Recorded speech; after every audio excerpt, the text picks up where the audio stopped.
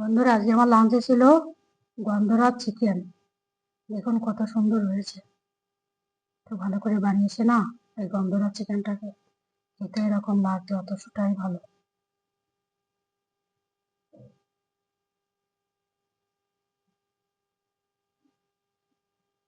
এইভাবে বানাবেন আপনারা, আমি যেভাবে বানিয়েছি।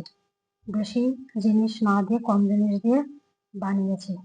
এভাবে বানিয়ে খেয়ে দেখবেন যে কতটা ভালো লাগে। আর এই ভিডিওটির লিঙ্কটা এখানে অ্যাটাচ করে দিয়েছি, ওখানে যেয়ে দেখে নেবেন যে কত সহজে বানিয়েছে। এইভাবে বানিয়ে খেয়ে দেখবেন যে কতটা ভালো হয়েছে।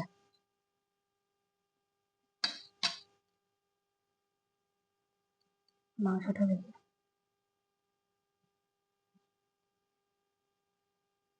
এত নরম হয়েছে। এত সুন্দর হয়েছে না, একদম মুখের রুচি ফেরাতে এরকম খাবারটা একেবারে পারফেক্ট খাবার।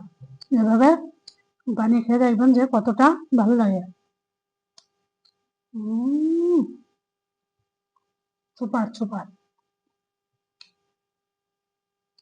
হুম।